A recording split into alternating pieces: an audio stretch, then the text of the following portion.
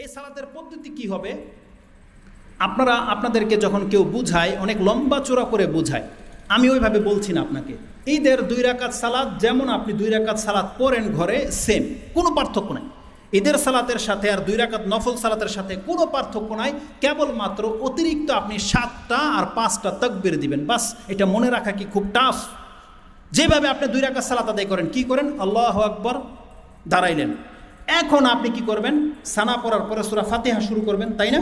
তাহলে সূরা ফাতিহা শুরু করার আগে আপনি আল্লাহু আকবার, আল্লাহু আকবার, আল্লাহু আকবার এইভাবে প্রথম রাকাতে 7টা অতিরিক্ত তাকবীর দিয়ে নেন। তারপরে কেরাত শুরু করেন, আলহামদুলিল্লাহ রাব্বিল আলামিন। তারপরে রুকু সেজদা সব করে আবার দ্বিতীয় রাকাতের সময় যখন উঠবেন, আল্লাহু আকবার বলে উঠলেন। এখন অতিরিক্ত কেরাত শুরু করার আগে আরও অতিরিক্ত 5টা তাকবীর দিয়ে নেন, আল্লাহু আকবার, আল্লাহু আকবার, আল্লাহু আকবার। তারপরে কেরাত করেন, সূরা ফাতিহা শুরু করে দেন, নামাজ শেষ। কিন্তু আমাদের সমাজে কত প্যাঁচ লাগিয়ে কথাটাকে বলা হয়, ভালো করে খেয়াল রাখেন। প্রথমে 7 তাকবীর, তারপরে কেরাত হবে, তারপরে রুকু সাজদা হবে, দ্বিতীয় রাকাতে কেরাত হবে, তারপরে আপনার সূরা ফাতিহা আয়াত হবে। এখন আবার আল্লাহু আকবার করে উল্টো তাকবীর দেওয়া হবে। আপনারা কিন্তু রুকুতে যান না। এটা মনে রাখাটা খুব টাফ হয়ে যায়। আর এটা আছে বর্ণিত, কিছু কিছু সাহাবীদের আমল থেকে পাওয়া যায়। কিন্তু যেখানে রাসূলুল্লাহ সাল্লাল্লাহু আলাইহি ওয়াসাল্লামের আমল স্পষ্ট, সেখানে আপনারা কি করে ওই বিষয়গুলোর দিকে যেতে চান?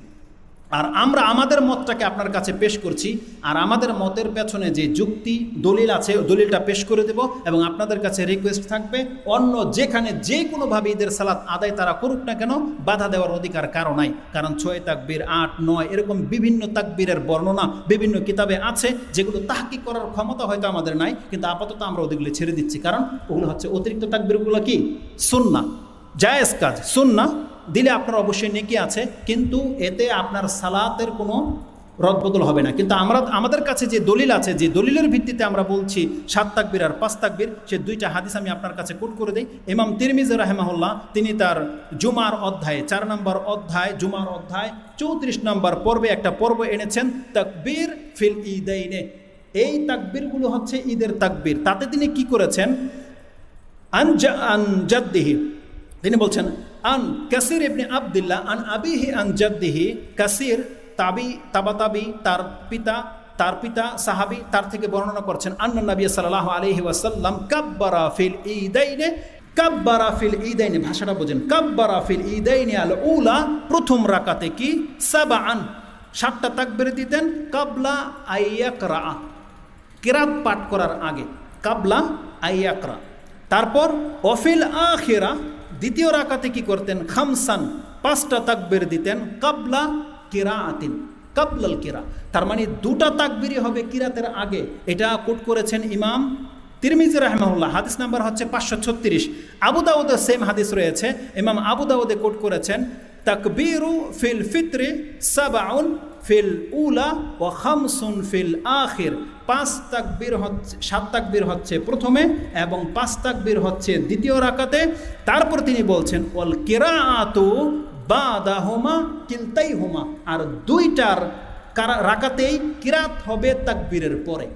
তারপরও বুঝতে কষ্ট হয়, 2 রাকাতেই কিরাত হবে তাকবীরের পরে, স্পষ্ট বর্ণনায় রয়েছে। ইমাম আবু দাউদ হাদিসটা কোট করেছেন, তার নাম্বার হচ্ছে 1151। তাহলে এগুলো হচ্ছে আমাদের দলিল। এরপরে আপনার কাছে যে দলিল প্রমাণ রয়েছে, আপনি আপনার দলিলের ভিত্তিতে কাজ করেন। আমাদের দলিল আমরা আপনাদেরকে জানিয়ে দিলাম, যার উপরে ভিত্তি করে আমরা প্রথম রাকাতে 7 তাকবীর দেই এবং দ্বিতীয় রাকাতে আমরা 5 তাকবীর দিই। আর আমরা বলছি ওই অন্যান্য রিওয়ায়াতগুলো আছে, আব্দুল্লাহ ইবনে মাসউদ থেকে 9, কোনোটার মধ্যে 13 পর্যন্ত বলা হয়েছে। কোনোটা যদি 6 থেকে থাকে, সহিহ যদি হয়, ওটা আপনাদের ব্যাপার, ওটার দায়ভার আমরা নেব না।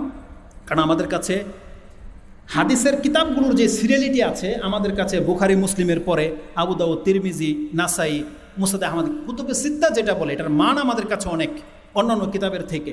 অতএব এই কিতাবগুলো যে হাদিসগুলো আছে, এটা বেশি প্রাধান্য পাওয়ার যোগ্য, অগ্রাধিকার পাওয়ার যোগ্য। এই জন্য আমরা এই হাদিসগুলোকে ফলো করি। যদি এই হাদিসগুলোতে না থাকতো, তাহলে আমরা যে কোনো কিতাব থেকে খুঁজে ওই হাদিসগুলো নিতাম। কিন্তু প্রসিদ্ধ কিতাবে যখন আছে কথাগুলো, আমি মনে করি এই হাদিসগুলোর উপরে আপনাদের আমল করা উচিত। আল্লাহ যেন আমাদেরকে তৌফিক দান করে।